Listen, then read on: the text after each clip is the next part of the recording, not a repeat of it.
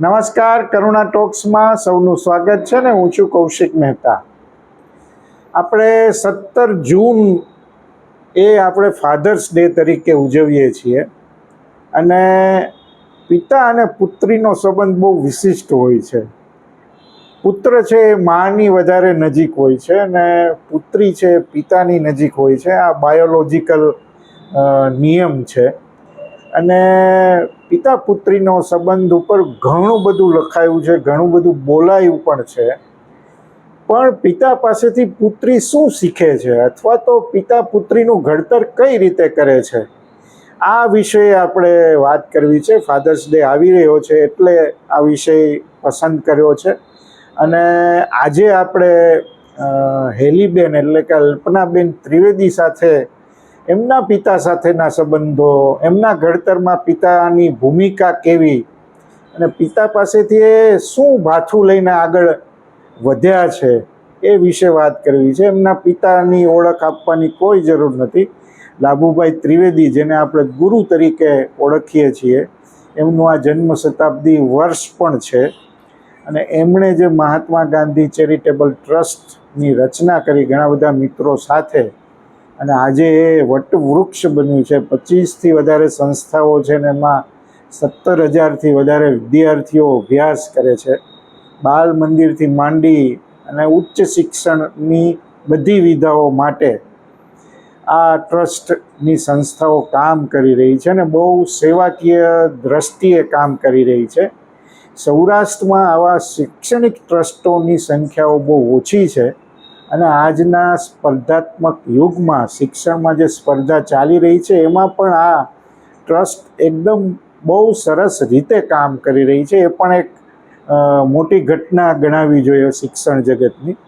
તો આજે આપણે હેલીબેન અને એમના પિતા ગુરુ વિશેના સંબંધો અને એમાંથી એમણે શું પિતા પાસેથી શીખ્યું એ બધા વિશે વાત કરવી છે. હેલીબેન, તમારું ખૂબ ખૂબ સ્વાગત છે. નમસ્કાર. નમસ્કાર. દરેક દીકરીના જીવનમાં એના પિતાનું મહત્વ બહુ હોય છે. આપણે બહુ જાણીએ છીએ બહુ, અને એ બહુ સ્વાભાવિક હોય છે. પણ જ્યારે પિતા પુત્રીના ઘડતરના કામમાં મદદરૂપ થાય અને પુત્રીને એક માર્ગદર્શક તરીકે આગળ વધે, ત્યારે આખું ચિત્ર થોડું બદલાઈ જાય છે. સામાન્ય દીકરી કે સામાન્ય પિતાની આ વાત નથી, પણ કંઈક આ વિશિષ્ટ સંબંધ તમારા જીવનમાં એટલે છે કારણ કે તમે આ સંસ્થામાં જોડાયા અને આજે જે રીતે કામ કરી રહ્યા છો, મને લાગે છે એમાં ગુરુની બહુ મોટી ભૂમિકા છે. એટલે આપણે એ પાસાને સમજવું છે. તો થોડું તમારા સ્કૂલિંગ કે કોલેજ કાળથી આપણે શરૂ કરીએ કે ત્યારે કઈ પ્રકારે સ્કૂલિંગ થયું, કઈ પ્રકારે કોલેજ કઈ ફેકલ્ટીમાં થયા અને એમાં ગુરુનું માર્ગદર્શન શું હતું, ત્યાંથી શરૂઆત કરીએ.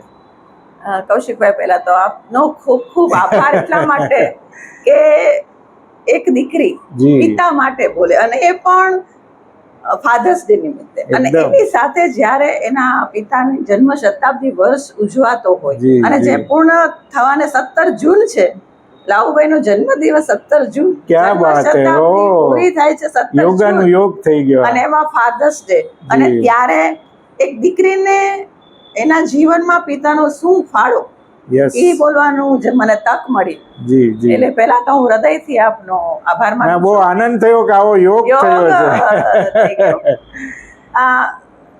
બહુ સાચી વાત તમે કરી કે દીકરીના જીવનમાં પિતા એટલે એનો હીરો, રોલ મોડેલ હોય છે. Hero, role model. અને બહુ આગળની વાત કરું તો કે એને એના જીવનમાં જ્યારે એને હસબન્ડની પસંદગી કરવામાં આવે તો એને એમ જ થાય કે મારા પપ્પાના વિચારો વાળો મને એકદમ એ નજર સામે આવે. પછી એને જો દીકરો નો એમ થાય કે દીકરો થાય તો એ પણ મારા પિતા જેવો થાય. એટલે દીકરી બહુ અનોખો સંબંધ છે. દરેકના ઓલામાં છબીમાં એના પિતા જ જોવે છે. એટલો બધો એ પિતા માટેનો એનો એક ચાહત કહેવાય કે જે આપણે કહી શકીએ. બહુ સાચી વાત, બહુ સાચી. એટલે મારા જીવનમાં મારા પિતા ચોક્કસ રોલ મોડેલ, અને હું પપ્પાને બહુ લાડકી, જી મારે બે મોટા ભાઈ, બરાબર. અને પપ્પાને જ દીકરીની ઈચ્છા હતી જ કે દીકરી તો હોવી જ જોઈએ. બરાબર. અને એમાં હું મારા પિતાનું ત્રીજું સંતાન, એટલે માતા પિતાનું, એટલે હું હેલી. અને બહુ મને લાડકોટથી કૌશિકભાઈ મને ઉછેર કરવામાં આવ્યો છે. જી. મને આજે 59 વર્ષ છે, એટલે એ વખતની વાત કરું. હવે તો અમારા વખતમાં થોડુંક તો એવું હતું જ કે દીકરીને પરણાવી દેવી જોઈએ, ભણી ગણીને એમ કે સારું ઘર મળી જાય, એમ કે એને કઈ હોદો મળે નહીં અથવા આગળ ન આવે તો ચાલે. એ હવે થોડોક યુગ બદલાયો છે. પણ ઈ ટાઈમે પણ પપ્પાને મને એમ છે પહેલેથી એવું જ હતું કે મારી દીકરી એકદમ આગળ વધવી જોઈએ, સમાજમાં એને પોતાની રીતે એક બનવું જોઈએ કાંઈક.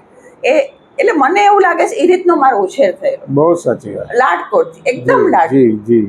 બાલ મંદિર જે તે વખતે પપ્પાએ કોટકની સ્થાપના કરી, એટલે બાલ મંદિર મારું ભણતર બાલ મંદિરથી 12th મારે કોટક સ્કૂલમાં, એટલે આ સંસ્થાની જ શાળામાં ભણવાનું, લાવુભાઈની સંસ્થાની શાળામાં જ ભણવાનું શરૂ થયું. બહુ અત્યારે એજ્યુકેશન ફિલ્ડમાં છું, પણ મને સ્કૂલે બાલ મંદિર હું રોતા જતી, અને બાલ મંદિર જવું ન ગમતું. તો પણ ત્યારે પણ મારા ફાધરે મને, પિતાજી લાવુભાઈએ ક્યારે એવું નથી કીધું. ત્યારે લાડ કે ભલે ન જાય, એટલે એ રીતે મારો ઉછેર થયો. પછી ધીમે ધીમે 10મા ધોરણમાં આવી, પછી મારા દાદા ડોક્ટર, એટલે મને ડોક્ટર બનવાની બહુ ઈચ્છા. પણ હું એવરેજ સ્ટુડન્ટ, એટલે જે લાવુભાઈ ને તો ખ્યાલ જ હોય દીકરી. ત્યારે મારે શરૂઆત થઈ પપ્પા સાથે થોડીક ચડબડની, કે પપ્પા મારે સાયન્સ લેવું છે, તો કે નહીં, સાયન્સ તો તાર લેવાશે જ નહીં. બરાબર. ત્યારે મને એમ થયું કે પપ્પા કેટલા સ્ટ્રિક્ટ થઈ ગયા છે. એટલે આમ એક બીજું તમને કહું, લાડકોટથી પણ પપ્પા પાછું ઘડતર પણ બહુ સ્ટ્રિક્ટ રીતે કરતા, અંદરથી રોજો પણ બહારથી કડક પણ ખરા, કે જેથી ઘડતર થાય આપણું. તો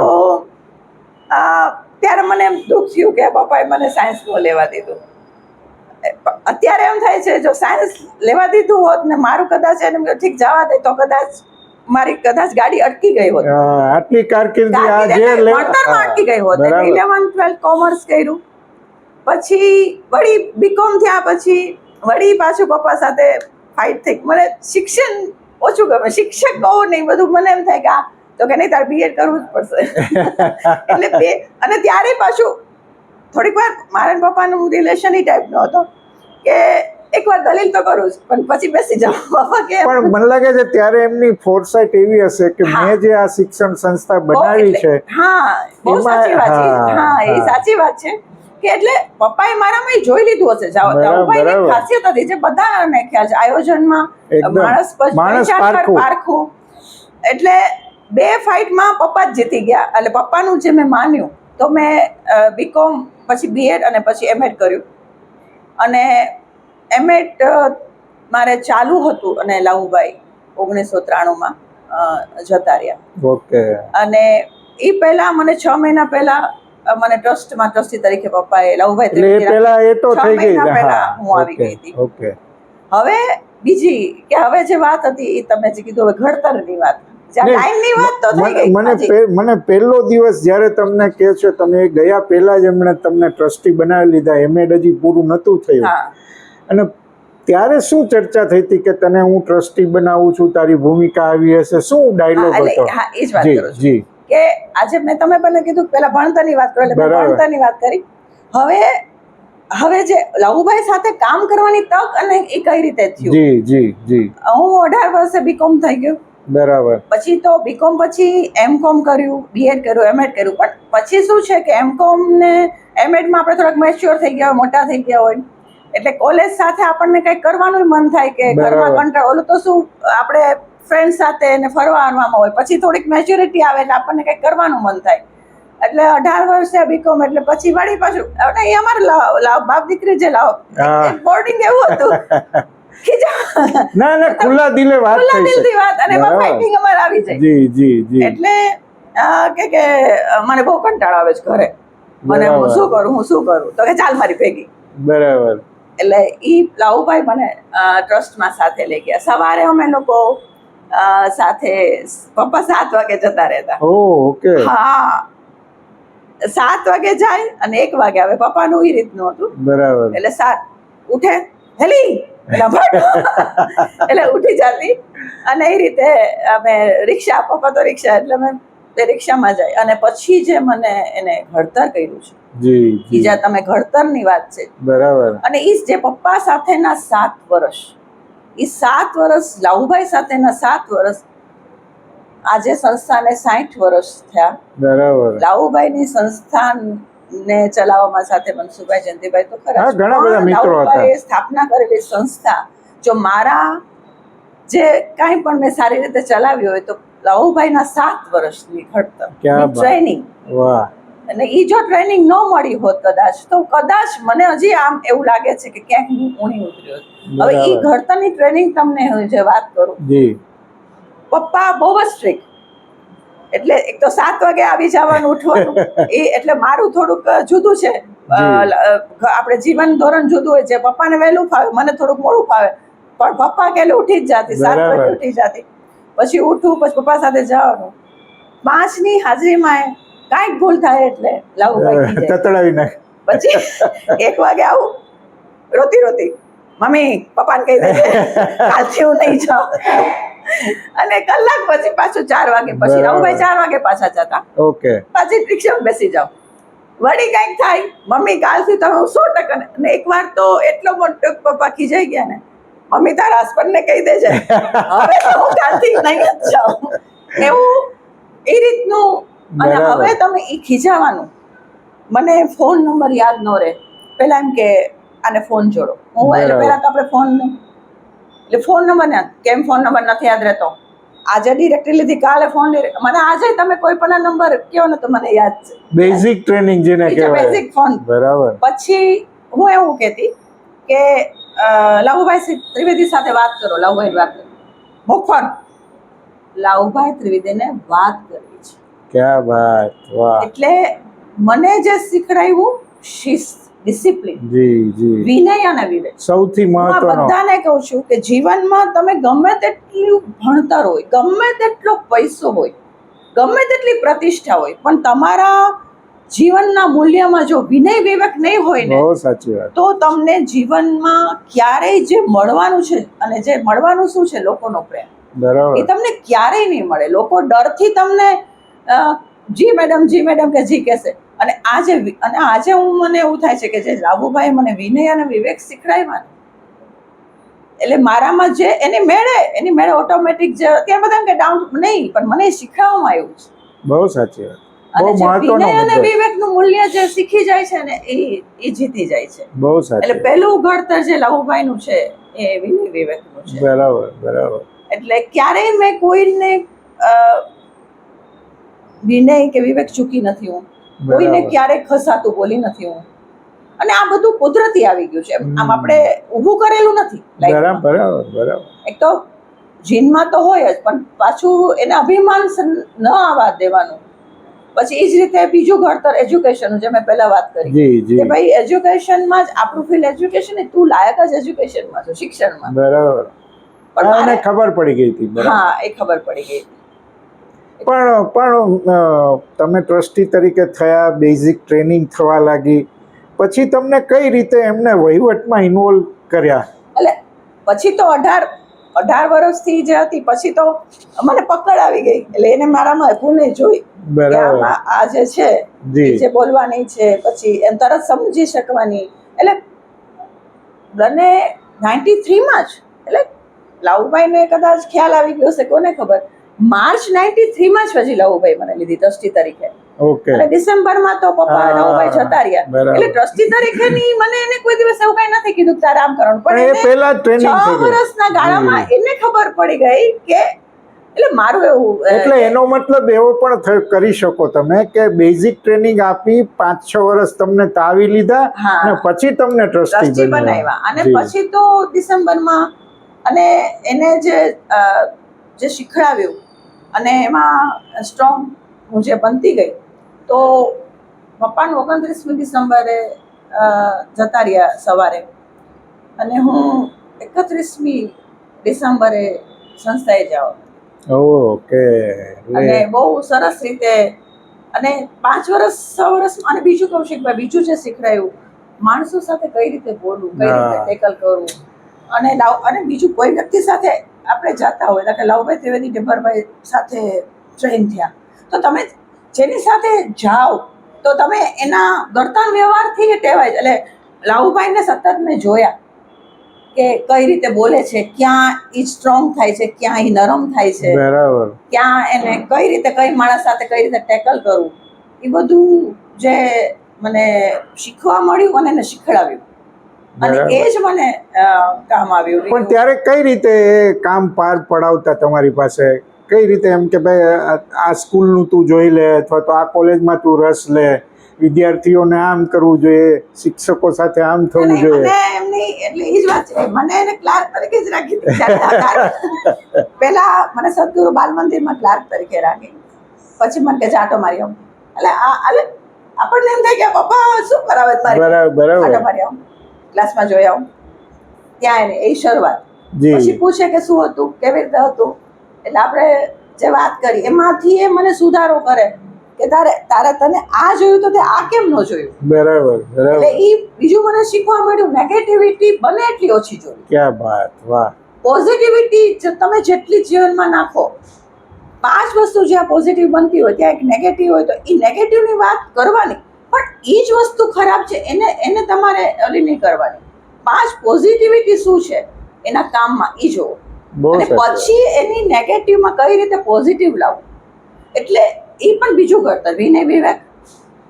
અને અંદર કઈ ખબર છે, ઘણી વાર એવું હોય કે બાળકને પૂછવા આવે ત્યાં શું હતું, હે એવું હતું, અરે આવું. એટલે જે નેગેટિવ, અને હું કાંઈ પણ ઘસાતી વાત કરું ઈ જોવાનું હતું, ઈ કરવાનું હતું, ત્યાં બીજું કઈ ન જોયું. સારી વસ્તુ શોધો, ત્યાં કઈ બીજું ન જોયું. વાહ. એટલે મને એટલે મારામાં પોઝિટિવિટી પણ ભરપૂર આવી ગઈ. બહુ સરસ, બહુ સરસ. જે મારા ઘડતરમાં કામ આવ્યું. પછી ત્રીજી વસ્તુ તો સ્કિલ હતી જ. બીએડ હોય એટલે તમારે બોલવું પડે જાહેરમાં, ભણાવવું પડે જાહેરમાં, અને બીજું વાંચવું પડે. એટલે ઓટોમેટિક મને તમે ક્યારે કોઈ કોલેજમાં કે સ્કૂલમાં પીરિયડ લીધું એવું ખરું? હા, ઓકે. એટલે એને બીએડમાં અમારે વાંચવું પડે, ભણાવવું પડે, એટલે ઓટોમેટિક મને વાંચવાની ટેવ પડી ગઈ. ન હોય તોય, કારણ કે તમારે આજે 100 વિદ્યાર્થી સામે જાઓ એટલે તમારે કન્ટેન્ટ તમારું મજબૂત હોવું જોઈએ. એકદમ. એટલે એમ મારી બોલવાની સ્કિલ પણ ધીમે ધીમે વધતી ગઈ, અને વાંચવાનું પણ. એટલે મને એવી લાઈન પણ લેવડાવી કે તમે વાંચતા પણ થાવ અને સ્કિલ ડેવલપ કરો. બરાબર. બોલવાની એટલે સ્કિલ ડેવલપ કરવાની જે 3 જે આપણી મુખ્ય વસ્તુ છે, જે મને 25 વર્ષે જ હું બીએડ થઈને 26 વર્ષે એમએડ, એટલે પપ્પા પછી 27 વર્ષની હું હતી ત્યારે જતા રહ્યા. એટલે 2 વર્ષ મને વાંચન શક્તિ મારી વધારી અને સ્કિલ ડેવલપ કરી બોલવાની ને. એટલે એ મને ટ્રેનિંગ મળી ગઈ. પણ હજી મને એક વસ્તુ છે કે કદાચ જો લાવુભાઈ હોત ને તો ટ્રસ્ટી તો હું હતી જ, પણ એમની ઈચ્છા એવી તો ખરી કે તું એજ્યુકેશનમાં આવ, એટલે ભણાવવા માટે. હા, કે તું એક પ્રોફેસર બન, એવું મને ઊંડે એવું લાગે છે કે એ કઈ હશે કૌશિકભાઈ, આ તો મારું જજમેન્ટ છે, કે એક સ્થિરતા આવે કે તમારે એક જોબ છે કે એવું મારું, કારણ કે મને ભણાવી તે જ રીતે જ. બરાબર. કે બીએડ એમએડ કે તું એક પ્રોફેસરની લાયકાતમાં આવ. એટલે એ પણ હવે લાવુભાઈનું જે વેક્યુમ હતું, એટલે મને પહેલા ઊંડે એવું થયું કે લાવુભાઈને એવી ઈચ્છા હશે કદાચ કે હું એક શિક્ષકે બનું, મને એવું. પણ જે વહીવટનું વેક્યુમ હતું એ પૂરવા માટે પછી મારે એ લાઈન મેં જે થયું એ સારું થયું. હા, એટલે પણ તમે 6-7 વર્ષ તમને ટ્રેનિંગ આપી, પછી તમને ટ્રસ્ટી બનાવ્યા, પછી થોડો સમય જ લાભુભાઈ હતા. ટ્રસ્ટી બનાવ્યા, પણ માર્ચમાં મને ટ્રસ્ટી બનાવી કૌશિકભાઈ, પણ પછી એને મને ટ્રસ્ટી તરીકે ક્યારે ટ્રેનિંગ નથી આપી કે તારે. હા, પણ ના, મને પૂછવું છે કે એ જે ટૂંકો ગાળો હતો તમે ટ્રસ્ટી બન્યા પછી અને લાભુભાઈની વિદાય, એ વચ્ચેના ગાળામાં તમને એવું કોઈ આમ વ્યક્તિગત રીતે ટાસ્ક સોંપ્યું હોય કે આ સ્કૂલનું જોઈ લે, તું આ કોલેજનું જોઈ લે, અથવા કોઈ નવો પ્રોજેક્ટમાં ઇન્વોલ્વ કર્યા હોય? ના, એવો ટાસ્ક નથી સોંપ્યો, કારણ કે પપ્પાનું લાવુભાઈનું એવી એક ઓલી હતી કે તમે બહુ આમ હવામાં ઉડો કે તમે આ કરો, એને ન ગમતું. એટલે ત્યારે મને ટ્રસ્ટી ભલે બનાવી લીધી, એની કંઈક દૂરદર્શી હશે, પણ એને મને ટ્રેન તો એક ક્લાર્ક તરીકે જ ટ્રસ્ટી બનાવ્યા પછી કોઈ તમને એમ કહ્યું હતું કે આટલું તારે ધ્યાન રાખવું જોઈએ, સલાહ સૂચન જેને કહેવાય? ના, બિલકુલ. એમને એટલો ભરોસો ધરપત હતી કે ભાઈ આ ટ્રેનિંગ બરાબર થઈ ગઈ છે. સલાહ સૂચન બિલકુલ નહીં. પણ લાભુભાઈના ગયા પછી પણ આ સંસ્થાએ ઘણો બધો વિકાસ ને વ્યાપ એનો વધ્યો છે. તો નવો પ્રોજેક્ટ હોય અથવા તો કોઈ સમસ્યા આવી હોય, માની લો કે આજે ગ્રાન્ટેડ સ્કૂલની પણ કેટલીક સમસ્યાઓ છે. 2000ની સાલમાં આખી ડામાડોળ થઈ ગયું, સેલ્ફ ફાઇનાન્સ યુગ આવી ગયો અને પરિવર્તન યુગ છે. ત્યારે તમે જે તમારે ફેસ કરવો પડ્યો, લાભુભાઈ સાથેની લાગણી અને આ લોકોના ટ્રસ્ટના સિદ્ધાંતો છે કે આપણી સંસ્થા જે છે એ સામાન્ય વર્ગ માટેની જ છે. બરાબર. એ મારામાં દિલો દિમાગમાં, અને મેં કૌશિકભાઈ લાભુભાઈને દરેક સંસ્થાના જે પરમિશન કે મંજૂરી મળવા માટેની લાભુભાઈની ફાઇટ મેં જોઈ છે. કારણ કે એને શૂન્યમાંથી, દરેક સ્કૂલ શૂન્યમાંથી સર્જન કરી દે, બિલ્ડિંગ પણ ન હોય, નાણાકીય ભંડોળે ન હોય, છતાં બીજા માટે વિદ્યાર્થીઓ ભણે, બીજાને નોકરી મળે. મેં જે લાભુભાઈનું જોયું છે ને, એ મને વધુ ને વધુ સ્ટ્રોંગ અને મજબૂત બનાવતું. એટલે મારું એ પૂછવાનું હતું કે જ્યારે પડકાર આવે ત્યારે તમને લાભુભાઈ યાદ આવતા હોય કે એ કઈ રીતે કામ કરે? લાભુભાઈ જ યાદ આવે ને એની બધી એની સ્ટ્રગલ યાદ આવે, અને એ સ્ટ્રગલ કે આ વસ્તુ તો ન જ થવી જોઈએ, આ બંધ ન જ થવો જોઈએ. અને એ મને એટલી મજબૂત બનાવી ગઈ કે એ જ્યારે ગ્રાન્ટેબલ સંસ્થાઓનું જ્યારે અસ્તિત્વ નહોતું, ત્યારે આજની તારીખે મને બહુ અભિમાન છે કે અત્યારે મારે ગ્રાન્ટેબલ શાળામાં બોર્ડમાં નો એડમિશન લખવું પડે. સાચી વાત છે. અને આટલા સેલ્ફ ફાઇનાન્સ નો આટલો સ્ટ્રોંગ સમય છે ત્યારે ગવર્મેન્ટે હવે તો પાછી ભરતીની પ્રક્રિયા પણ ચાલુ કરી દીધી. એટલે મને બહુ જ એટલો બધો આનંદ છે કે લાભુભાઈ અને મનસુભાઈ અને જયંતિભાઈનું જે ડ્રીમ હતું કે આપણે સામાન્ય વર્ગ માટે કંઈક કરીએ, મૂળિયા બરાબર વાવ્યા એકદમ. એ સિદ્ધાંત, બાકી તો આપ જાણો છો અત્યારની વર્તમાન પરિસ્થિતિમાં બહુ અઘરું છે. અને વર્તમાન પરિસ્થિતિમાં ભૌતિકવાદમાં બધાને કઈ રીતનું ગમે છે, બધાને સામાન્ય વસ્તુ કઈ ગમતી જ નથી. સાવ સાચી વાત. અને ત્યારે આજે આપણે, એટલે મને એનું બહુ અભિમાન છે. અને એ મને ટકાવે છે લાભુભાઈની જે શક્તિ હતી, જાણે મારામાં ના આવી ગઈ હોય. અને મને લાભુભાઈનું બીજું એક પાસું પણ છે સૌરાષ્ટ્ર યુનિવર્સિટીમાં પીવીસી તરીકેનું. એ તમે ભલે ત્યારે તો તમે કોલેજમાં હતા, પણ એ તમે કાર્યકાળ જોયો હશે અથવા તો એમાં કંઈ ઓબ્ઝર્વેશન પણ કર્યા હશે. કઈ રીતે કાર્યકાળને તમે યાદ કરો? લાભુભાઈને આજે બધા આજની તારીખે યાદ કરે છે એકદમ. અને એ યાદ છે ને લાભુભાઈને, એને જે યુવાનો માટેની જે લાગણી હતી, બરાબર, નેતા ઊભા કરવા. કુંડલિયા કોલેજમાં એક બીજી વચ્ચે તમને યાદ આનંદની વાત કરું, કોટક સ્કૂલમાં ભણતી. કોટક સ્કૂલ પછી તો લાભુભાઈ માંથી નીકળી ગયા, પછી પપ્પા લાલબહાદુર બધું. LBS એટલે શું, આ પપ્પા લાભુભાઈનું શું હતું સંસ્થાનું કે 3 ટ્રાય આપવાના એડમિશન. કુંડલિયા આપણે એવી જ હતી, લખે 4 ટ્રાય વાળાને દેવાનું. એટલે મને ત્યારે એવું થતું, કંસાગ્રામાં હું ભણતી, કોલેજ કંસાગ્રામાં, એટલે એ તો તમે આપ જાણો છો કઈ રીતની. હા, મને એમ થાય પપ્પાની સ્કૂલ કેવી છે, આવું ને પપ્પા આવું ચલાવે છે, આવા વિદ્યાર્થીને શું કામ, આવું વિદ્યાર્થી આવું ચલાવે છે. પણ આજે એવું થાય છે લાભુભાઈ જ સાચું ચલાવે એકદમ. કારણ કે એ વિદ્યાર્થીનું કોણ, હા, વિદ્યાર્થીનું કોણ. અને બીજું કે આજે હું જે જોઉં છું ને, લાભુભાઈ નેતા ઊભા કરતા. અરે બધા આવે, કુંડલિયાનો તો તમને ખ્યાલ છે, કુંડલિયા કોલેજનો બધા યુનિયન આખો, અને ઉભા. અને મને એવું લાગે છે કે લાભુભાઈ ચાય કરીને વિદ્યાર્થીઓને ઉશ્કેરવા માટેનું એક ઓલું કરતા કે જેથી વિદ્યાર્થીઓ લીડર બને, નર્ચર કરવાની, લીડર બને. કે ફંક્શન કરો, GS ની ચૂંટણી કરો, પછી એમાં થોડુંક એને ઓલું કરે, પછી આજના યુવાનો બધા જે અત્યારે આગળ પડતા છે, બધાને એમ છે જ કે લાભુભાઈ અમારા જે અમે આજે જે કાંઈ છીએ તો એમાં અમારે પાયામાં લાભુભાઈના ભૂમિકા છે. એટલે એ બધું મેં લાભુભાઈનું જોયું. પછી લાભુભાઈનું એક બીજું કોણે જોયો, એ તો હજી આજની તારીખે નથી સમજાવેલો. બધા ઝઘડવાય બહુ આવતા, એ તો આપને ખ્યાલ છે. બરાબર. તો એને એ માંડવા કરી દે કે મારી સાથે આ કર માંડવો કર. પછી એકવાર એક ઓફિસમાં, હવે નામ નથી મને યાદ, એક ઓફિસમાં એક ભાઈ આવ્યા, એક કાર્યકર, ત્યારે પપ્પા જે PVC હતા. પછી આવીને બાજવા જ માંડ્યા અને ગાળો ગાળી. માવાણી સાહેબ હતા, ગૌતમભાઈ હતા. પછી ઓલા કે માવાણી સાહેબ કે ભાઈ ચૂપ રહ્યો, એ ભાઈ નો કહેવાય, ગુરુ છે. તો ઓલા લવુભાઈની કરીને ગૌતમભાઈ માવણી સાહેબ કરે, હું પણ પોતે હતી ત્યાં, પપ્પા સાથે હતી ને એટલે સાથે જી અને અમે લોકો બહાર નીકળ્યા, લવુભાઈ બહાર નીકળ્યા તો એને એ કાર્યકરને લવુભાઈ પોતાની પીવીસી ગાડીમાં સાથે લઈ ગયા. એ આજની તારીખની મને ખબર નથી આવું કેમ કર્યું. એટલે ઘણી વાર એટલે ઈ અમુક જે લવુભાઈની જે કામ કરવાની પદ્ધતિ વિશેષતા, પછી જમાડવાનો શોખ, એ જે આજની તારીખે બધા યાદ કરે છે, જે મારામાં બિલકુલ નથી આવ્યો. કારણ કે લવુભાઈ જમવાના શોખીન હતા. જે જમવાના શોખ હોય ને એ જમાડવાના શોખીન હોય. બરાબર બરાબર. એને કઈ વસ્તુ ક્યાં રાજકોટમાં સારામાં સારી મળે, ઇવન અમદાવાદ જવાનું બહુ થાય તો અમદાવાદમાં પણ ક્યાં કઈ વસ્તુ સારી મળે એ લવુભાઈને ખબર. બહુ સાચી વાત, બહુ સાચી વાત. પણ સાદગી વાળું જીવન, પણ છતાં સાદગી વાળું, પણ દિવસમાં 2 વાર પપ્પા કપડા બદલાવે, ડ્રેસ એના સવાર વેલ ડ્રેસ હોય, ભલે ખાદીના કપડા પહેરતા હોય, વેલ ડ્રેસ પણ નહીં, પાછું કોઈ અત્યારે નહીં કરતું, પણ 2 વાર બદલાવે, સવારે હોય બપોરે ધોવા જ વયા જાય. એટલે એવું પાછું લવુભાઈનું જીવન ધોરણ જે હતું એ જે મારામાં નથી આવ્યું. થોડુંક તો મમ્મીનું દાદાનું આવે. જમાડવાનો શોખ મને બિલકુલ નથી, બરાબર, અને જમવાનો પણ શોખ નથી, જે લવુભાઈમાં એકદમ હતો.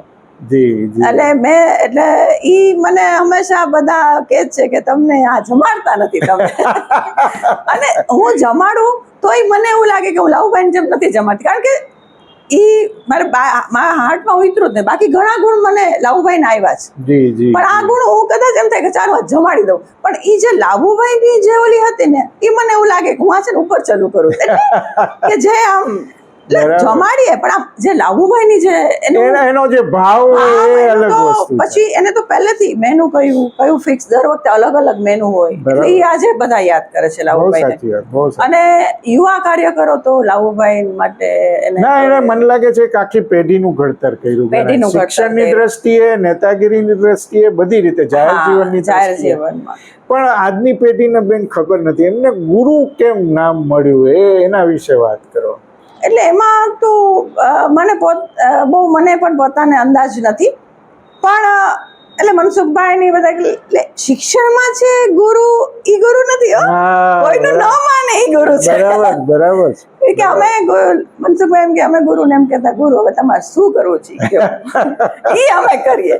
એટલે લાભુભાઈને ગુરુ એટલે એજ્યુકેશનમાં છે ઈ ગુરુ બરાબર, પણ ગુરુ એટલે કે લીડરની વ્યાખ્યામાં આવે, અને જે પોતાનું ધાયરું કરાવે, એટલે ઈ લવુભાઈમાં બહુ મોટો ગુણ હતો. કે પોતે, અને એનું ધાયરું હર હંમેશ એને પોતાનું બીજા માટે જ કરેલું છે. ઈ જો ધારત તો સારામાં સારી એક સંસ્થા પણ કરી શકે, કે હજી આજની તારીખે ટોપ લેવલમાં હોય, એવા લવુભાઈના ગુણ હતા. બીજું ઈ ધારત તો પુષ્કળ સંપત્તિ, અને એ બહુ અમે જોયું છે, બધાને તો જુદું જુદું, પણ અમે જોયેલું છે અમારા ઘરની પરિસ્થિતિ, કે મારી મમ્મી જયારે બાયપાસ હતું ત્યારે ખરેખર અમારી પાસે બાયપાસ સર્જરીના પૈસા નહોતા. ભલે આજે નવું લાગે, સમાજને જરાક જુદું પણ લાગે, પણ એ હકીકત છે, એ જે પોતે અનુભવેલી હોય. અને પપ્પાએ જે લખેલું છે કે મેં બાપ દાદાની મિલકત ઓછી કરી છે, વધારી નથી, એ પણ બહુ જ સાચું છે. બહુ જ સાચું છે, કારણ કે લવુભાઈ ને પહેલેથી કદાચ યુવાનીમાંથી જ કાર્યકરની જ ઓલી હતી, એટલે સામાજિક જાહેર જીવનમાં પોતે ભણતા, એટલે ભણવામાં કરતા એને બીજાના કામો થાય એમાં રસ હતું, એટલે કોલેજ કાળમાં 4-5 વર્ષ તો ફેલ થયા હતા, બોર્ન લીડર જેવું હતા. અને નસીબ હોય કે દાદા ડોક્ટર, એટલે એ સારું કમાતા, એટલે એને કોઈ દિવસ લવુભાઈને ફોર્સ પણ ન કર્યો તું કમા. એટલે અહીંયા અમારા એક જૂના દાદાના ફ્રેન્ડ હતા, એને કહી રાખ્યું હતું કે લવુભાઈ જે પૈસા માંગે તમારે આપી દેવા, હું તમને પહોંચાડી દઈશ. અને એ પૈસા હંમેશા સેવામાં જ જતા. બરાબર. પછી અહીંયા આપણે ગૃહ પિતા તરીકે લવુભાઈ જે ઓલી અહીંયા છે યાજ્ઞિક રોડ ઉપર જે હતી, ત્યાં લવુભાઈ કઈ જૈન બોર્ડિંગ ને આપણે ઠક્કર બાપા, આપણે ઠક્કર બાપા, એમાં લવુભાઈ સંકળાયેલા હતા. તો ગામડેથી મીઠાઈ ને બધું આવે તો સીધું ત્યાં જ વયું જાય, ગીલા ડબ્બા આવે તો સીધું ત્યાં ઘરે ન આવે. પણ દાદી પછી ઘણી વાર છે ને સંતાડી દે, લવુભાઈ દઈ દેશે બધાને. ટૂંકમાં પહેલેથી જ બીજાને પરગજવું જે કહેવાય, પરગજવું જે સ્વભાવ એ આવ્યો. એ થોડો ઘણો એટલે અમારા બધા ફેમિલીમાં આવ્યો છે, પણ અમે અમુક પરિસ્થિતિ જોયેલી પ્રમાણે હવે વર્તમાન પરિસ્થિતિમાં એ થોડુંક બદલાવ ઓટોમેટિક લાવવું પડે ને. બહુ સાચી વાત. પણ આખરમાં મને એવું પૂછવું છે કે જન્મ શતાબ્દી વર્ષ છે, 17મીએ ફાધર્સ ડે ને એમનો જન્મદિવસ, આ બધો યોગ થયો છે. આટલા વર્ષો લાભુભાઈને ગયા થયા અને એ પછી પણ સંસ્થાએ આટલો વિકાસ કર્યો છે. તમને એવો સંતોષ છે કે લાભુભાઈએ જે શરૂઆત કરી હતી એને તમે એ વારસાને બધાને સાથે લઈ આગળ ચાલ્યા અને બહુ સાચા રસ્તે એને એક મુકામ સુધી લઈ ગયા? હા, એટલે થોડુંક છે, પ્રાઉડ પણ છે, અભિમાન જે કંઈ પણ. ગૌરવ જુદી વાત છે અને અભિમાન જુદી વાત છે. બહુ સાચી વાત. પણ એમ ક્યારેક એવું થઈ જાય જ્યારે આ થાય ને તો કે તોય હું થોડીક લાવુભાઈ જેવી તો નથી જ, એવું મને અફસોસ થોડોક છે કે જે અમુક જે લાવુભાઈના બધું તો ન આવી શકે, પણ છતાં એટલું છે કે લાવુભાઈ જે ઊભી કરેલી સંસ્થા હતી એમાંથી એક સંસ્થા મેં ઓછી નથી કરી. હા, એ બહુ મહત્વની વાત. વધારી છે, ઓછી નથી કરી. અને એને જેટલાને ભણાવ્યા એનાથી એટલા જ તો ભણાવ્યા જ છે, કદાચ થોડાક વધારે.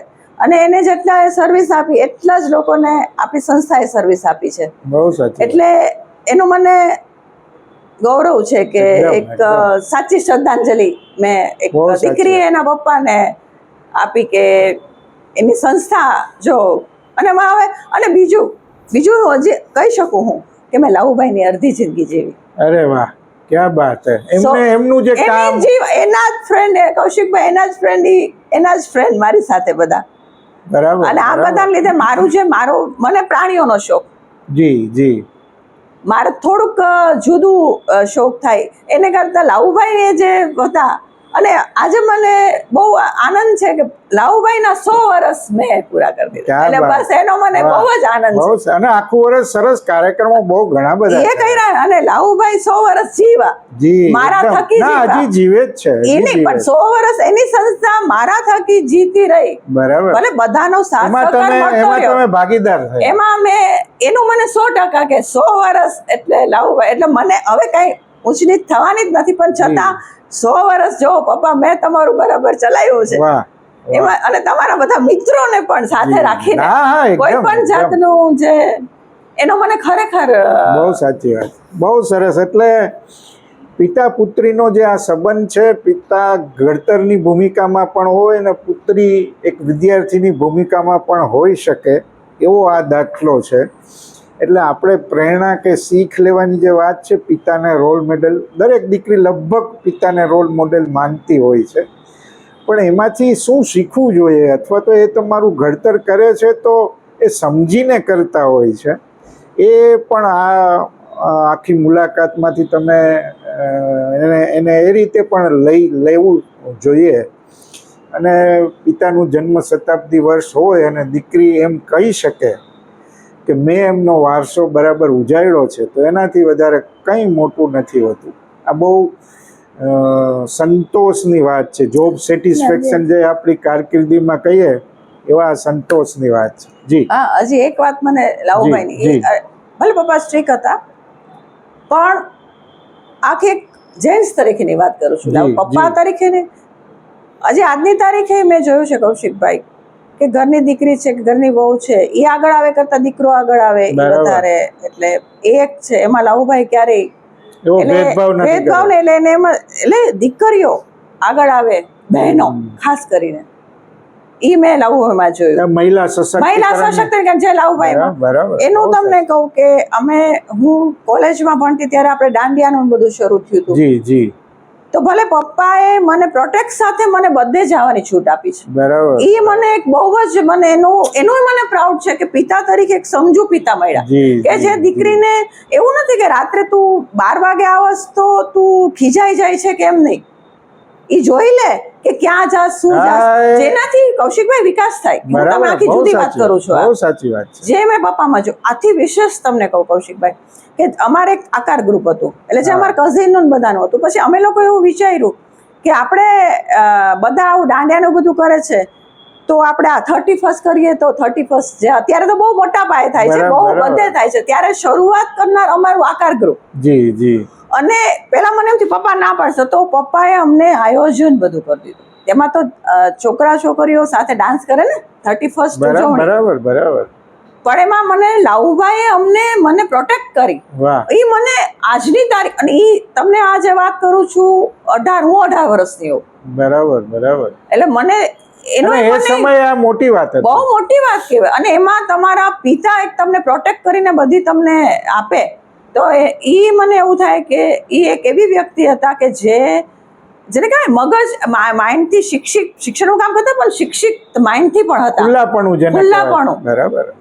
બહુ એટલે મને સંસ્કાર પૂરેપૂરા આપ્યા છે, પણ એમ કે તમે કઈ રીતે આગળ વધો, સ્વતંત્રતા પણ આપી, પણ એ સ્વચ્છંદતા ન બને એનું પણ ધ્યાન. એનું ધ્યાન આપીને, નતર શું થાય રોકટોક, અને ઈ પણ એક વિકાસનો મોટો ભાગ છે. મને ક્યારે રોકટોક નથી કરી. જી. અને ઈ પણ એક તમારા વિકાસમાં બહુ મોટો ફાળો ભજવે છે. નતર સતત એમ કે નહીં તારે આવી જ જવાનું છે. અને બીજું કે મને ક્યારે આગ્રહ નથી કર્યો તું રસોઈ કર, એટલે તમને જમાડવાનો શોખ નથી. એટલે નહીં, ઉલટાનું છે ને, હું કઈક નહીં તું દાજી જશે, એટલે ઈ કદાચ પપ્પાનું મારું પોતાનું વધારે હતું. એટલે મને ઈ પણ પ્રાઉડ છે, મને એક પિતા તરીકે કે જે મને બધી જ રીતે આગળ લાવવા માટે મારા યુવાનીમાં મને મારા જે આનંદના જે હોય એમાંય મને ક્યારે રોકટોક કર્યા વગર એકદમ પ્રોટેક્ટ સાથે એમ જી મને જે આપ્યું. બહુ સરસ વાતો થઈ નૈલીબેન, ગુરુ વિશે, પિતા વિશે, દીકરી વિશે. એટલે આ એપિસોડ બહુ મજાનો રહ્યો છે. પિતા દિવસ જે ફાધર્સ ડે આપણે ઉજવીએ છીએ એના સંદર્ભે બહુ મજાની વાતો થઈ. એક આખા જીવનમાં શું બને છે, કઈ રીતે બને છે, તમારા વ્યક્તિનો વિકાસ, વ્યક્તિત્વનો વિકાસ કેમ થાય છે, એમાં પિતાની ભૂમિકા કેવી હોય છે, આ બધું આપણે આજે જાણ્યું. બહુ આનંદ થયો એલીબેન, તમે અમારી સાથે જોડાયા. એ મને ગુરુને યાદ કરવાનો પણ મોકો મળ્યો, અને ફાધર્સ ડેની ઉજવણી પણ સાથે કરી. તમારો ખૂબ ખૂબ આભાર. Thank you.